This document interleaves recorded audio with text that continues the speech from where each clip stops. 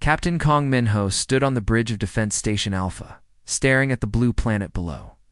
Earth looked peaceful from orbit, but peace was about to end.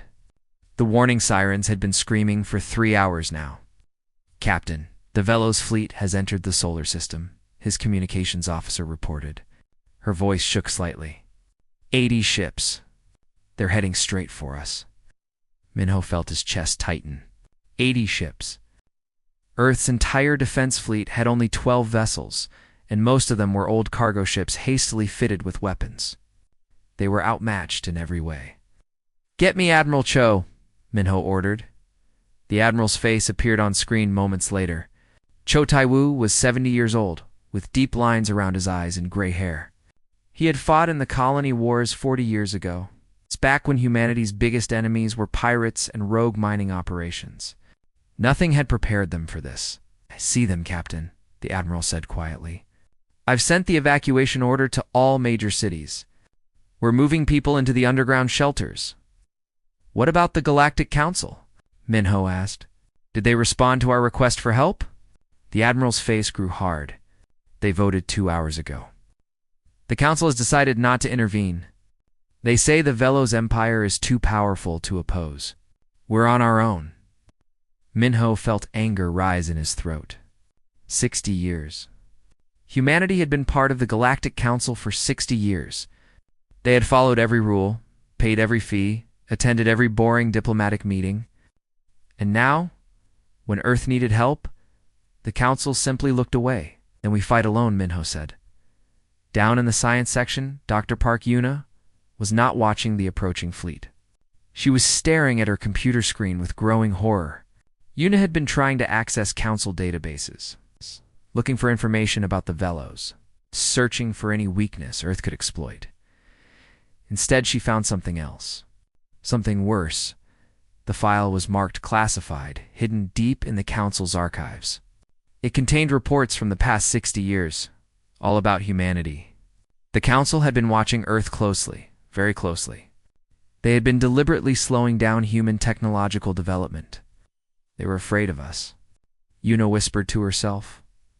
The reports used words like aggressive expansion patterns and dangerous adaptive capability. The Council had seen how quickly humans learned, how fast they developed new technology.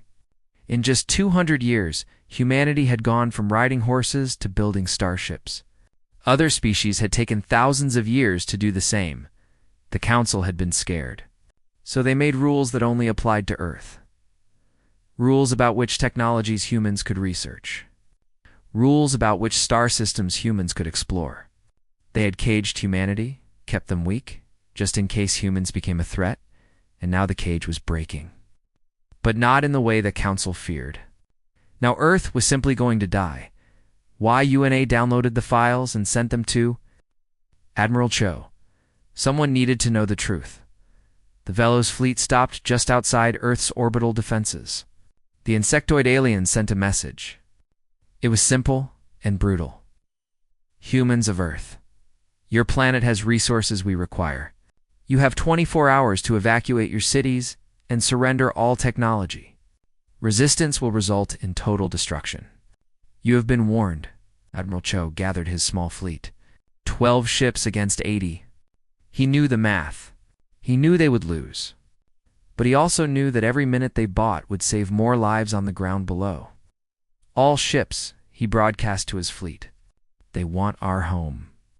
They want our world. We're going to show them that taking Earth costs blood. Make every shot count."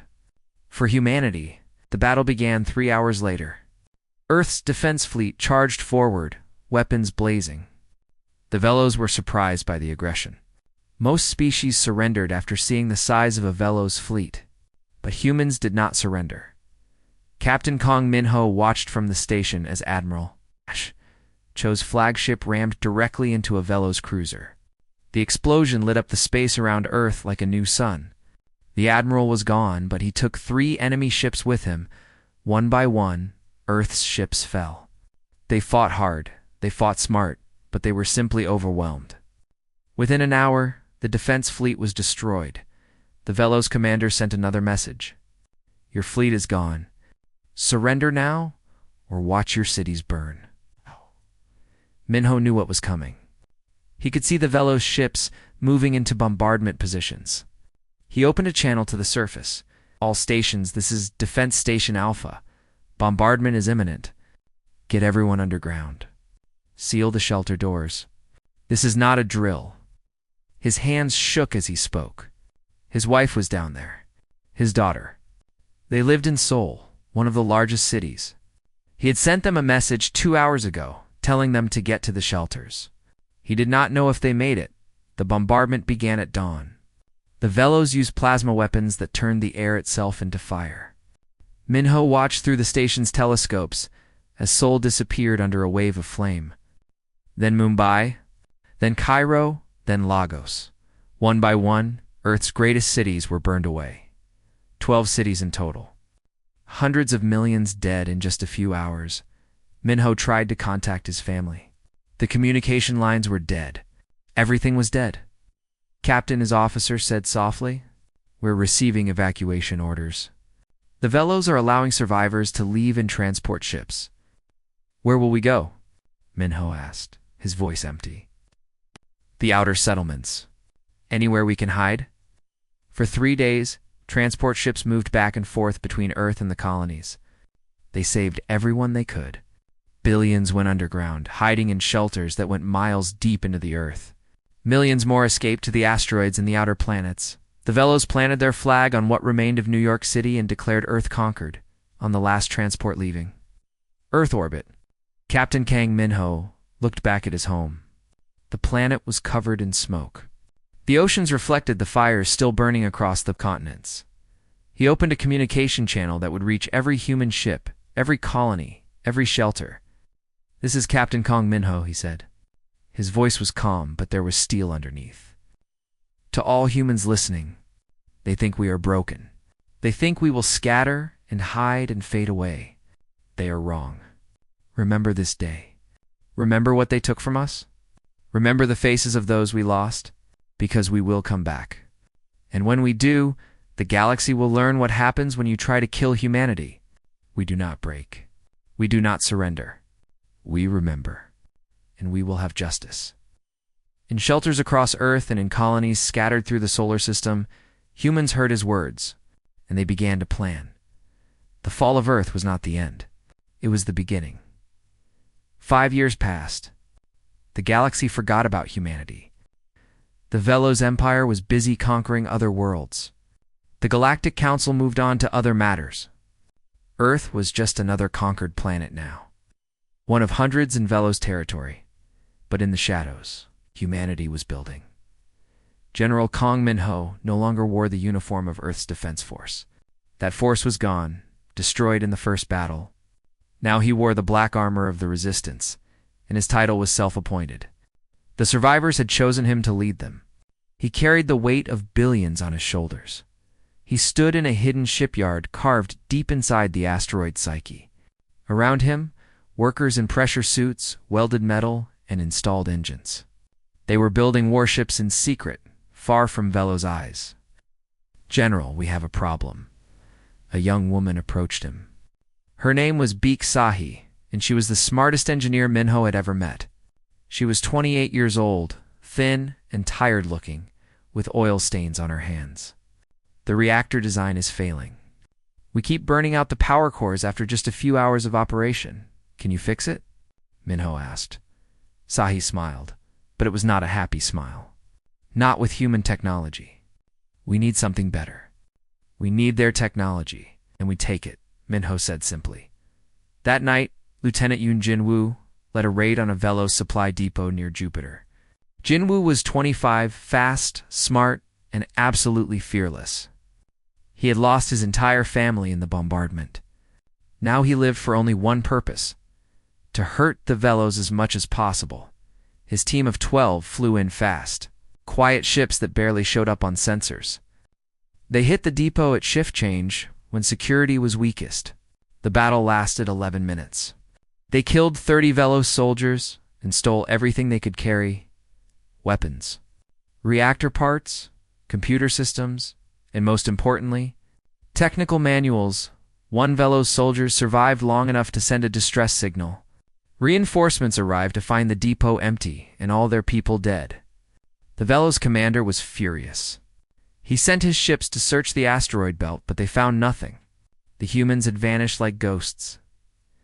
Back in the hidden shipyard, Sahi studied the stolen technology with hungry eyes. She had teams of engineers working around the clock, taking apart every piece of Velo's equipment, learning how it worked. Understanding it? It's beautiful, she said to Minho one day, holding up a power cell. They've had this technology for 10,000 years and never improved it. They just use the same designs over and over. We can improve it, Minho asked. We already have, Sahi grinned. Watch this. She activated the modified power cell. It glowed blue instead of T. Usual green. 30% more efficient. And that's just the beginning. Give me 2 more years, General, and I'll give you weapons that will make the Velos cry. While Sahi worked on weapons, Lieutenant Jinwoo kept raiding. His team became famous among the resistance. They hit supply convoys, destroyed communication stations, and stole more technology. The Velos never caught them. They started calling Jinwoo the Ghost because he appeared and disappeared without warning. On one mission, Jinwoo discovered something interesting. He was infiltrating a Velos military base when he overheard 2 officers talking. They were worried. Several Velos fleets had been ambushed by pirates in the outer regions. The Empire was stretched thin, trying to control too much territory. They're weakening, Jinwoo reported back to Minho. Every species they conquer ties up more of their fleet. They're like a man trying to hold too many weapons. Eventually, he dropped something. Minho stored that information away. Weaknesses were valuable. One day, a strange ship approached the hidden shipyard. It came alone, broadcasting human recognition codes.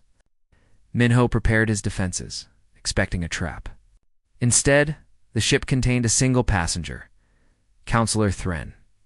Thren was not human. He was a reptilian alien from the world of Sarkis, covered in blue scales, with golden eyes that seemed too wise for comfort. He was a member of the Galactic Council itself. Why are you here? Minho demanded, his hand on his weapon. Because I am ashamed, Thren said quietly. The Council's decision to abandon Earth was wrong. I voted against it, but I was outvoted. I have been searching for you for 3 years. I want to help. Why should I trust you? Minho asked. You shouldn't, Thren admitted. But I brought you something valuable. Information. Fleet movements, supply routes, diplomatic communications. Everything the Council knows about the Velos. And I can bring more. Minho studied the alien carefully. Trust was hard to give. But information was power. If you betray us, Minho said softly, I will personally hunt you to the end of the galaxy. I would expect nothing less, Thren replied.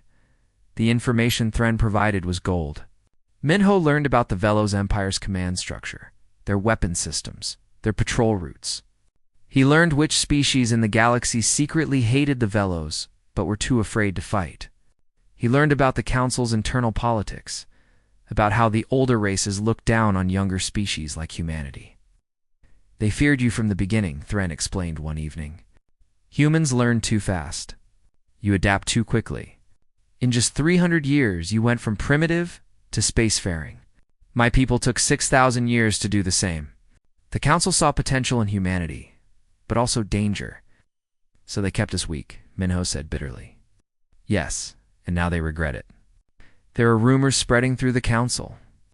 Rumors that humans are not as dead as everyone thought. Some counselors are nervous. They wonder what you might become if you survive this. Then let them wonder, Minho said. Let them worry.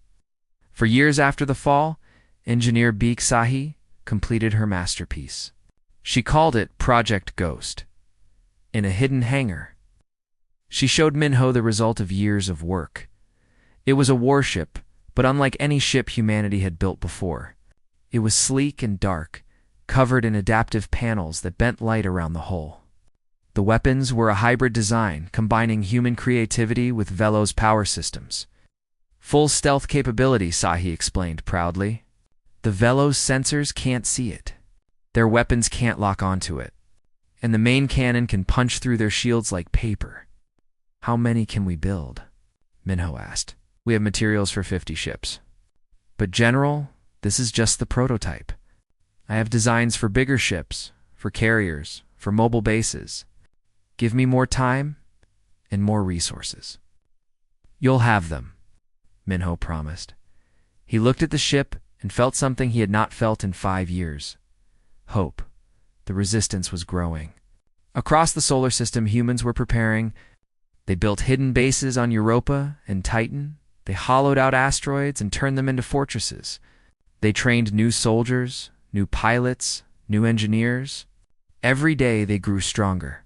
One night, Minho received a message from Earth itself. It came from the underground cities, from the billions hiding beneath the scorched surface. We're ready, the message said. When you call, we will rise.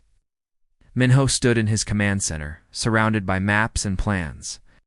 Lieutenant Jinwoo had mapped every Velo's position in 20 star systems.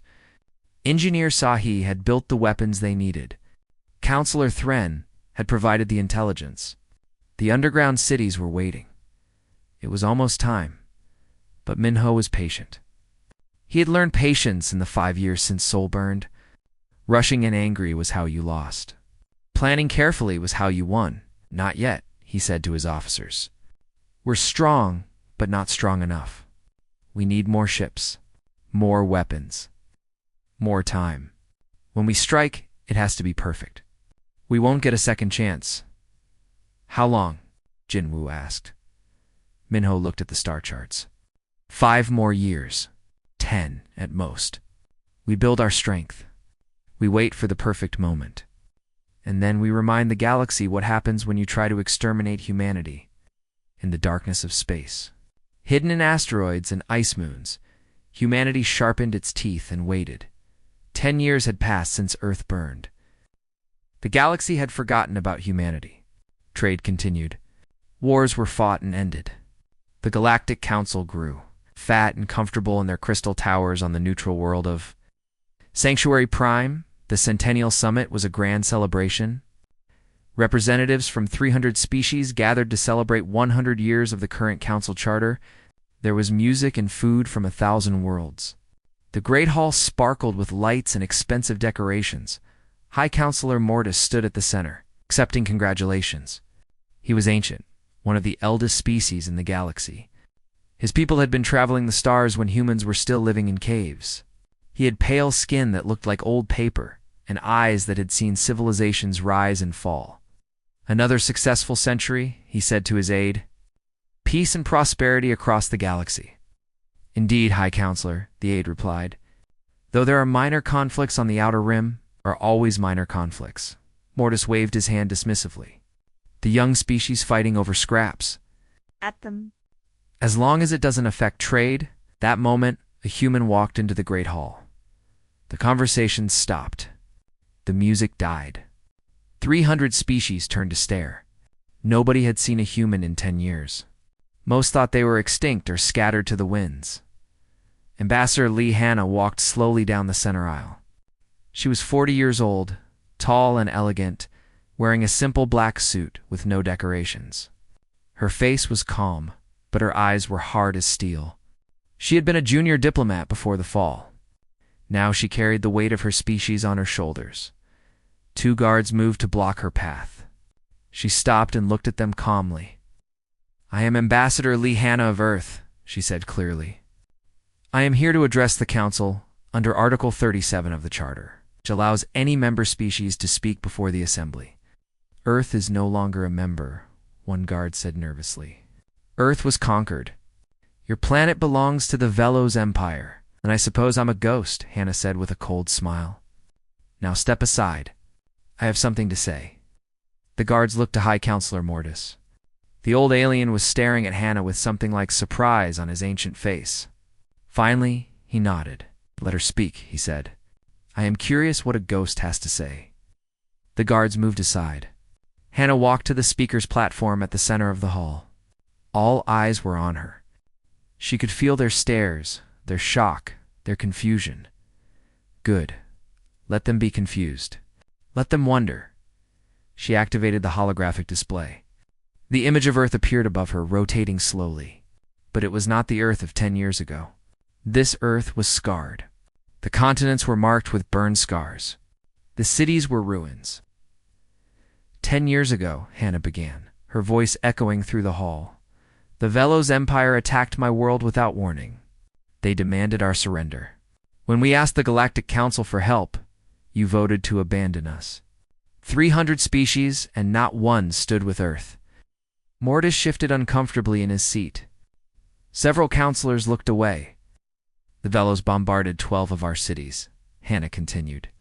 The hologram changed, showing images of Seoul burning, of Mumbai collapsing, of Cairo turned to ash. They killed 300 million people in the first day. Men, women, children, they did not care. The images were brutal. Several species in the audience looked sick, but Hannah showed no mercy. She wanted them to see. She wanted them to remember. We asked for mercy, Hannah said. We received fire. We asked for justice. We received silence. So we learned that in this galaxy, mercy is weakness. Justice is a lie. Power is all that matters. This is inappropriate, Empress Velkai interrupted. The Velos ruler sat in a special section for Empire leaders. She was huge, twice the size of a human, with a chitinous shell and multiple eyes. Earth was conquered fairly, according to galactic law. The strong take from the weak. This is the way of things. Yes, Hannah agreed, and her smile was terrible. The strong take from the weak. Thank you for that lesson, Empress. We learned it well. She touched a control on her wrist. The hologram changed again. Now it showed space, empty and dark. Then, one by one, ships began to appear. Hundreds of them. Thousands. Dark ships with weapons that gleamed in the starlight. What is this? Mortis demanded. This, Hannah said calmly, is the human fleet. While you celebrated and grew comfortable, we built. While you traded and politicked, we prepared. While you forgot about us, we remembered you. The hologram zoomed out, showing 12 different star systems. In each one, human ships were appearing, surrounding Velos military installations, blocking supply routes, cutting off communications. You see, Hannah continued, we spent 10 years studying you, learning your weaknesses, planning our revenge. And now we are ready. This is an act of war. Empress Velkai roared, standing up. War. Hannah's laugh was harsh. War began 10 years ago when you burned our cities. We are simply finishing what you started. She pulled out a data pad and began to read, her voice formal and clear. By the authority of the United Resistance of Earth and her colonies, I hereby declare the following. First, a state of total war exists between humanity and the Velos Empire. This war will continue until the Velos Empire surrenders unconditionally or is destroyed completely. Ow. The hall erupted in shocked voices. Mortis slammed a staff on the floor, calling for order. Second, Hannah continued, her voice cutting through the noise. Any member of the Galactic Council that provides aid, comfort, or assistance to the Velos Empire will be considered an enemy of humanity and will be treated as such. You cannot threaten the Council, Mortis shouted. I am not threatening, Hannah replied coldly. I am informing. There is a difference. She looked around the hall, meeting the eyes of various counselors. Some of you may think we are bluffing, that humanity is still weak, that you can ignore us as you did before. I encourage you to try. Test us. See what happens? The hologram changed again. This time it showed technical schematics, weapon systems, fleet compositions, information that should have been classified, hidden, but Counselor Thren had provided everything, and human intelligence had gathered even more. We know your fleet positions, Hannah said. We know your supply lines. We know your defenses. We know everything. And we are not asking for permission. We are not seeking approval. We are simply telling you what is going to happen. She pulled out a small data chip and placed it on the platform. This chip contains a list of names. 300 million names. Every person who died when Earth burned. My mother's name is on this list. My brother's name? The names of my friends? My neighbors? My teacher from primary school? We are going to read these names one by one over every communication channel in the galaxy. And every time we read a name, we are going to take a Velos ship. 300 million ships. That is the price for what you did. Empress Velkai's multiple eyes were wide with shock. You do not have 300 million ships, she said. Not yet, Hannah agreed. But we will take yours. Thank you for building such a large fleet for us to capture. Guards, Mortis shouted. Arrest her. 6 guards moved toward Hannah. She did not run. She stood calmly, hands at her sides. I am ready to be arrested, she said. I have delivered my message. But before you take me, I want you all to remember something. She looked directly at Mortis. You taught us that the strong take from the weak. You taught us that mercy is weakness. You taught us that justice is just a word that powerful people use to control the powerless. These are your lessons, your rules. We did not make this galaxy. You did. We are simply learning to survive in the world you created. The guards grabbed her arms. She did not resist. One more thing, she said as they pulled her toward the exit. To all the species watching this broadcast, to all the worlds that have been conquered by the Velos, to all those who have suffered under empires and tyranny, we want you to know something. Humanity remembers. We remember who stood with us and who abandoned us. We remember who showed mercy and who showed cruelty. And when this is over, when the Velos Empire is dust and ashes, we will remember. As they led her out of the hall, every screen in the building flickered. For just a moment, they all showed the same thing, the human fleet, hovering in orbit around 12 different worlds. Weapons armed and ready. Then the screens went back to normal. But the message was clear. Humanity had returned, and they had learned the galaxy's lessons very well.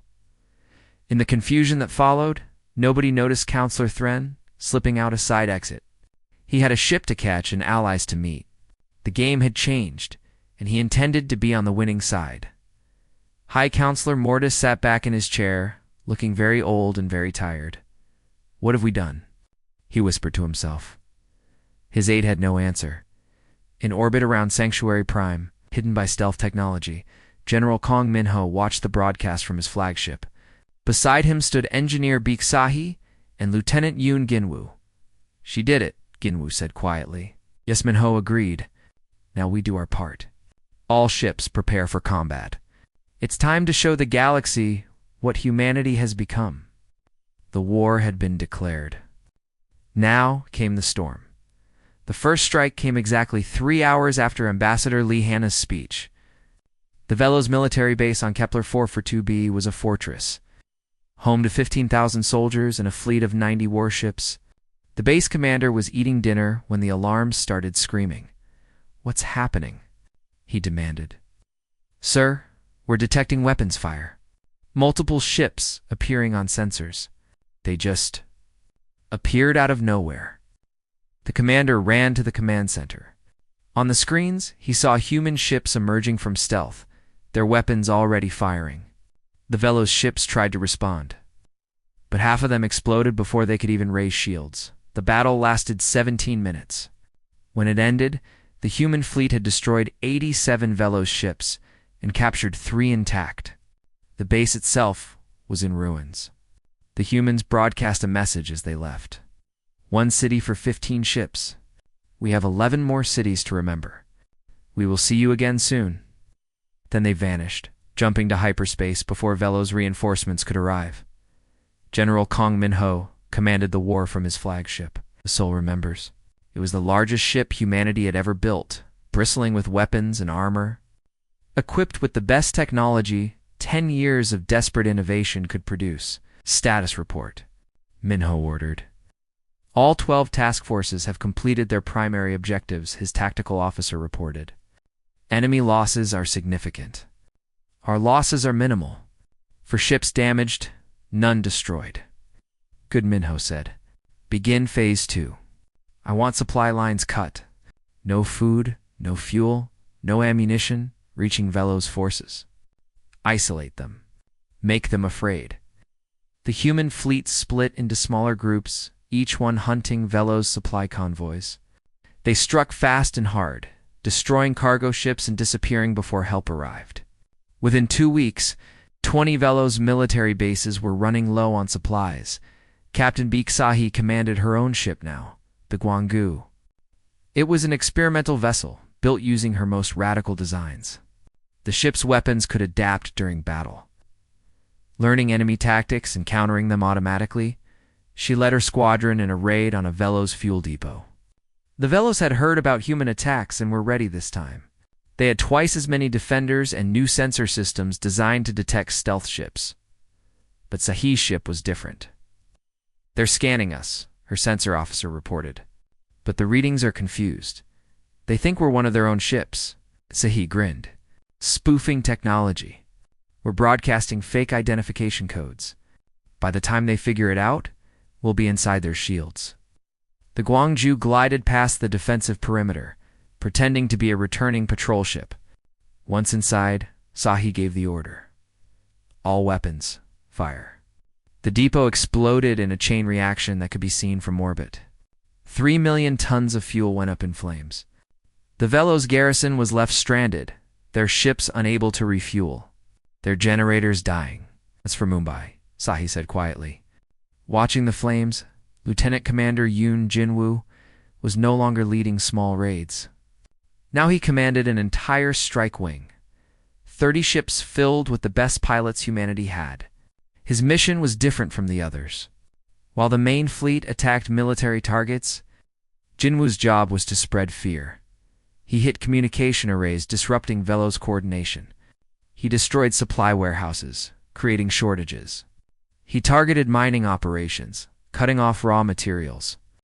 Every attack was precise, surgical, and terrifying.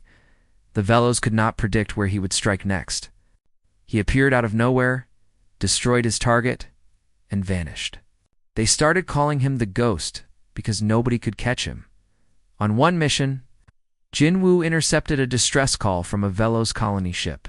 The ship was carrying civilians, families relocating to a new world. He could have destroyed it easily. One shot, and 3,000 Velos would be dead. He ordered his weapons officer to stand down. "Sir." The officer was confused. "They're defenseless. We're also civilians," Jinwoo said firmly. "We're not like them. We don't kill families." He escorted the colony ship to the border and let it go with a message. "Tell your empire that humans know the difference between soldiers and civilians. Tell them we fight with honor, even when they did not." The incident was recorded and spread across the galaxy. Some species were surprised. Others were confused. How could humanity be so ruthless in battle, but show mercy to the helpless? They did not understand. Humans fought hard because they had to. But they did not lose themselves in the process. The Galactic Council tried to intervene. High Counselor Mortis sent a fleet of peacekeeping ships to enforce a ceasefire. The ships arrived in the Tau Ceti system to find a human blockade around a Velos military world. "This is Council Peacekeeper 1, the lead ship broadcast. All forces will cease combat immediately and withdraw. This is not a request." General Minho's response was broadcast on all channels. "Council Peacekeeper 1, this is General Kang Minho of the Earth Resistance. We acknowledge your presence. However, we do not recognize your authority. The Council had a chance to stop this war 10 years ago. You chose not to. Now it is too late. We suggest you withdraw before you become part of the problem."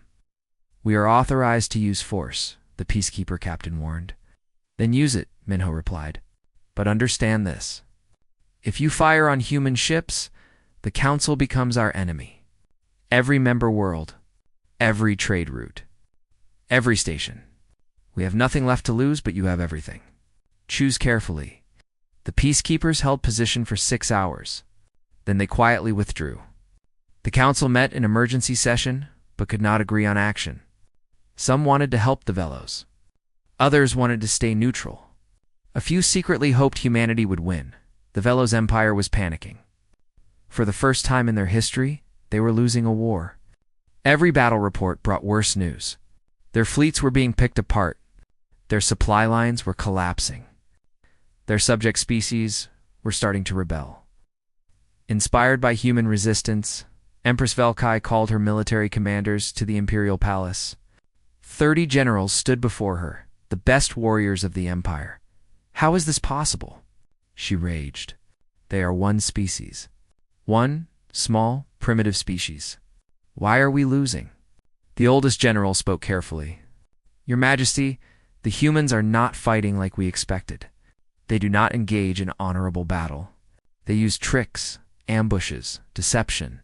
They strike and vanish. We cannot catch them, then adapt." The Empress screamed, "Learn their tactics. Fight the way they fight." "We are trying, Your Majesty.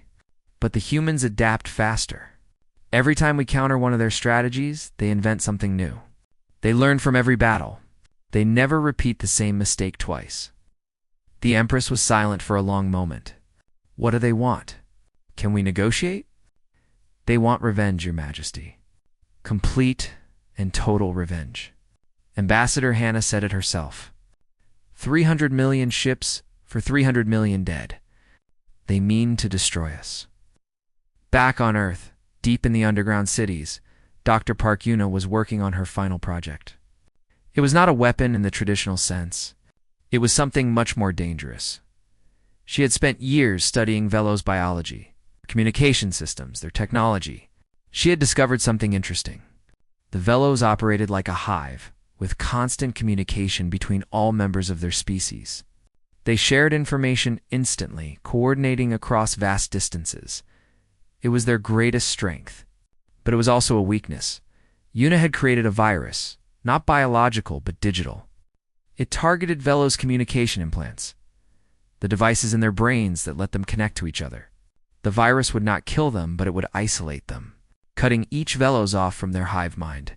Without coordination, without instant communication, the Velos would be just as confused and scared as any other species.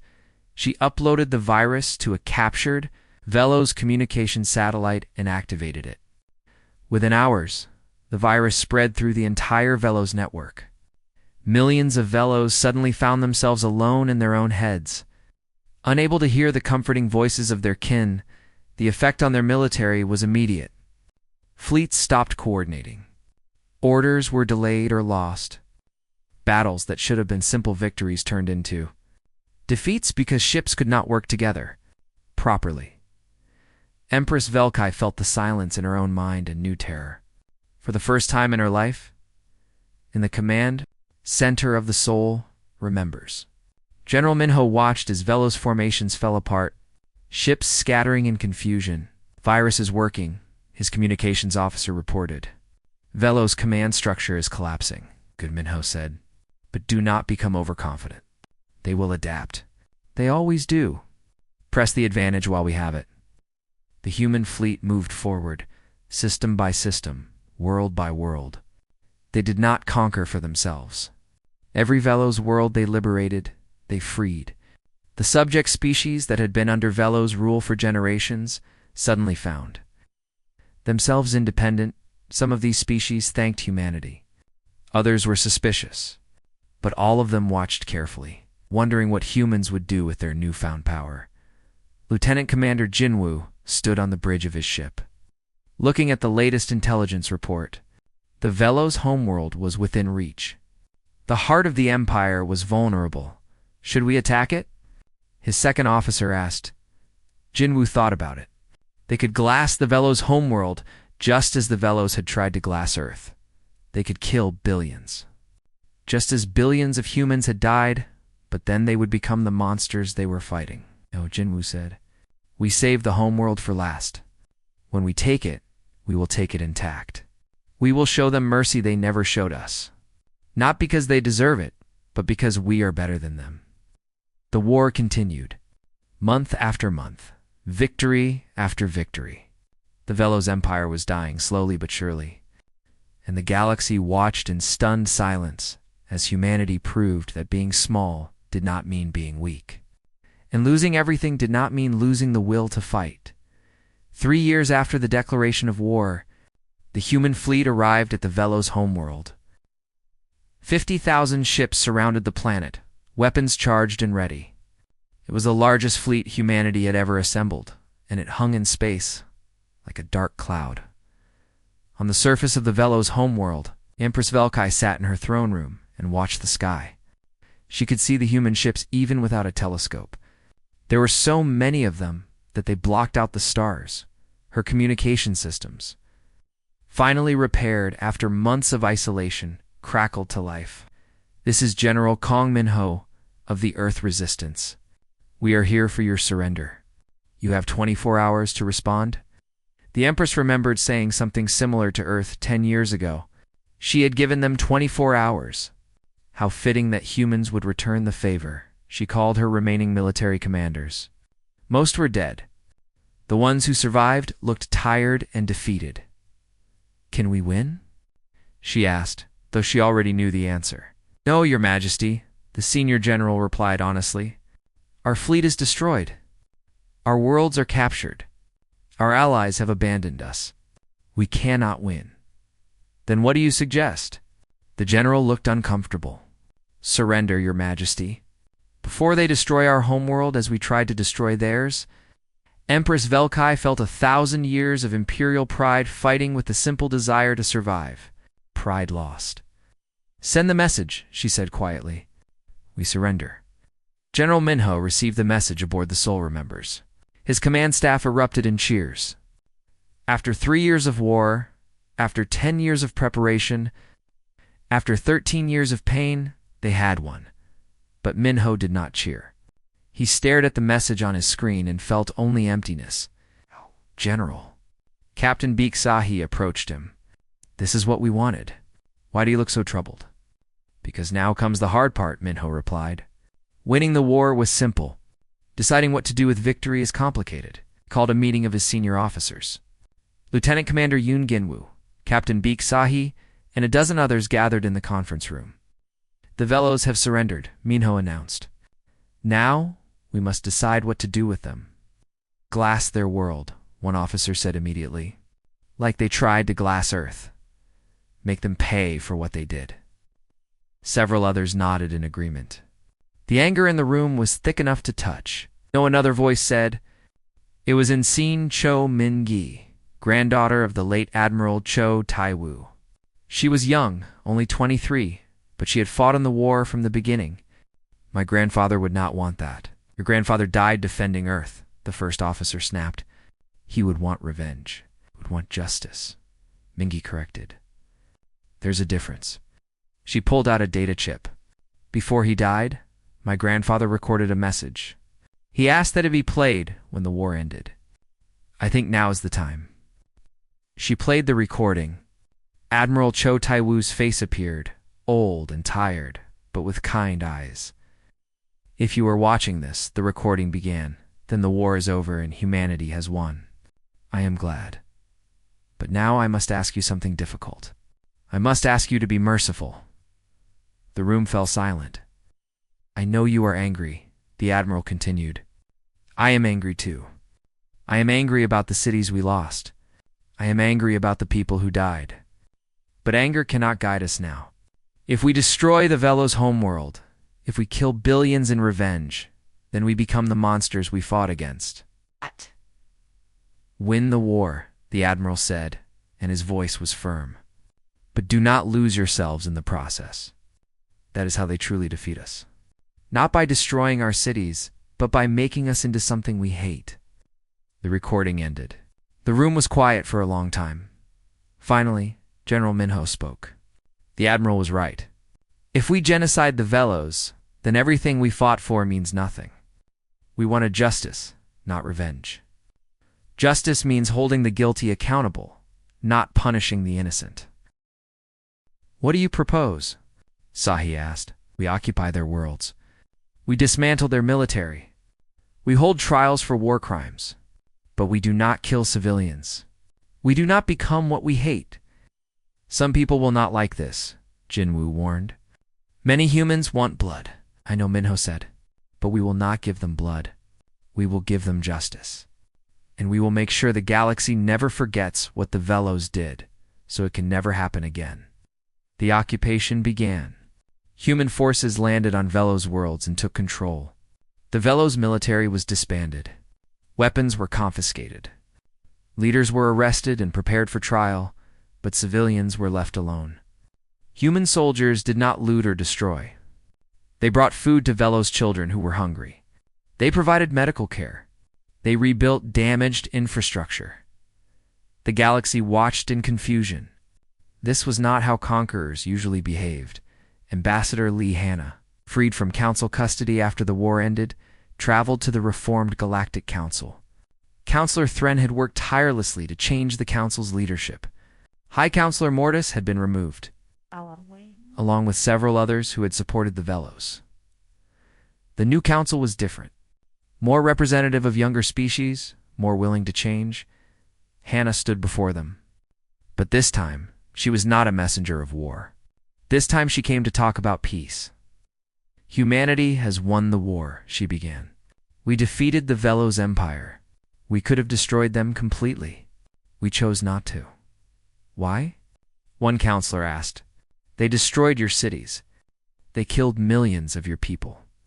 Why show mercy? Because mercy is not weakness, Hanna replied. Because justice is not the same as revenge. Because we want to live in a galaxy where the strong protect the weak, not prey on them. We propose a new charter for the Galactic Council. New rules. No more keeping species technologically suppressed out of fear. No more abandoning member worlds when they are threatened. No more allowing empires to conquer without consequences. You want to change everything? Another counselor said. Yes, Hanna agreed. The old way failed. Earth paid the price for that failure. We are offering something better. A galaxy where cooperation is rewarded, where aggression is punished, where every species has a fair chance. And if we refuse? Someone asked. Hanna's smile was cold. Then humanity will enforce these rules ourselves. We built a fleet to fight a war.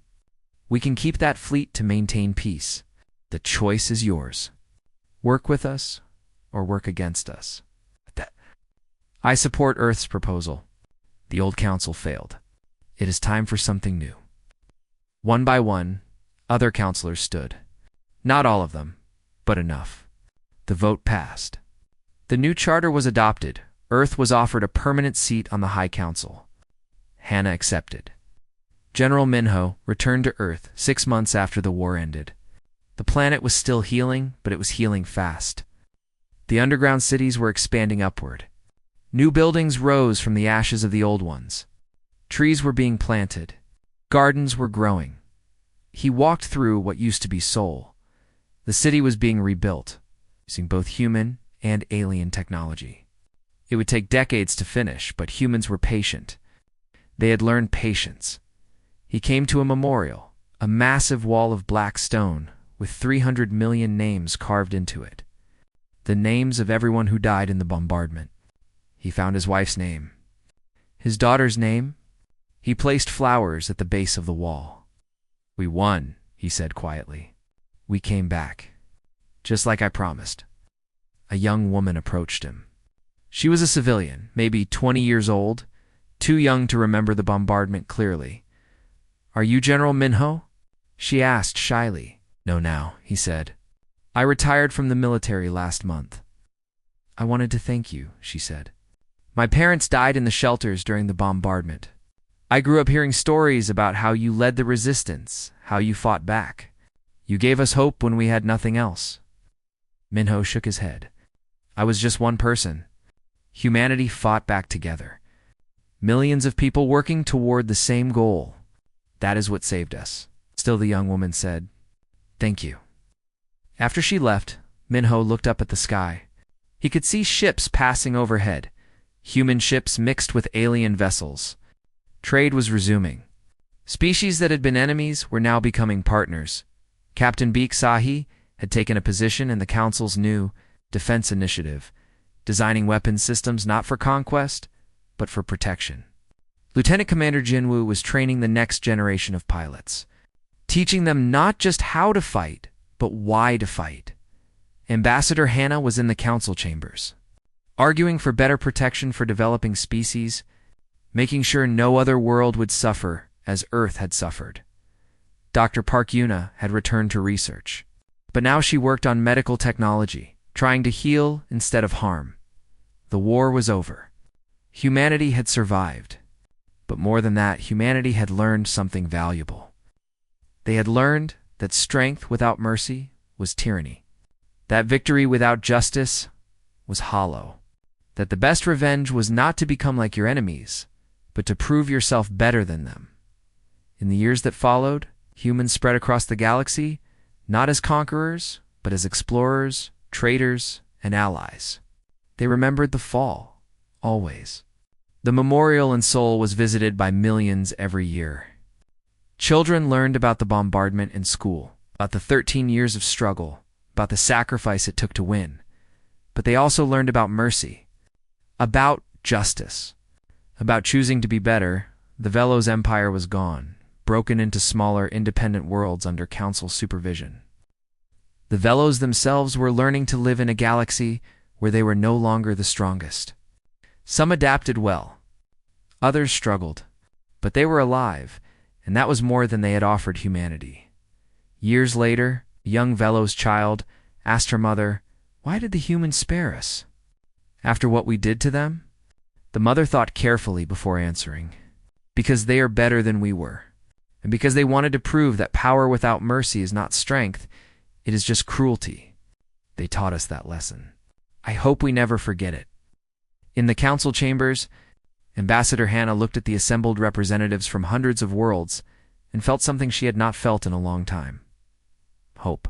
The old galaxy is dead, she announced. We are building something new, something better.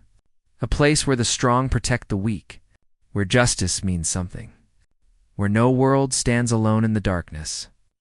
She looked directly at the Velos representative, a young diplomat who had not been alive during the war. We remember the past, Hannah said, but we are not prisoners of it. We move forward together, all of us. The representative bowed his head in acknowledgement. That night, from orbit around Earth, the planet looked peaceful, green and blue and full of life. The scars were still there, but they were healing. Humanity had struck back. They had won. But more importantly, they had proven something to the galaxy. They had proven that falling did not mean staying down, that being conquered did not mean being defeated, that losing everything did not mean losing hope. Earth had struck back, and the galaxy would never be the same.